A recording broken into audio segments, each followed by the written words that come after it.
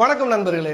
திண்ணையில கடந்தவனுக்கு திடுக்குன்னு கல்யாணம்னு சொல்லுவாங்கல்ல, அந்த பழமொழி தமிழ்நாட்டில் யாருக்கெல்லாம் பொருந்துமோ பொருந்தாத இப்ப இந்த நடந்து முடிந்த தேர்தலில் பல பேருக்கு பொருந்தும். அடுத்த மாசம் அம்மா வீட்டுக்கு வாடகை கட்ட என்ன பண்ணலாம்னு யோசிச்சு அமைச்சராக்கிய பெருமை என்னுடைய தலைவருக்கு மட்டும்தாங்க சேரும்.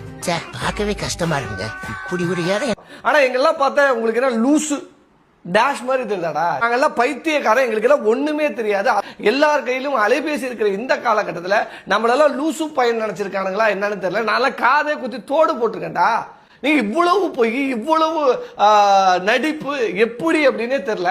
ஆனா மக்களை முட்டாளாக்கிறதுல உங்களை மாதிரி அடிச்சுக்கிறதுக்கு ஒருத்தவனும் இல்லை அப்படிங்கிறது இன்னைக்கு கன்ஃபார்ம் ஆயிருக்கு. ராஜ்மோகன் யாரு அப்படின்னு தெரிஞ்சுக்கணும். ராஜ்மோகன் ஒரு பிரபல யூடியூபர்.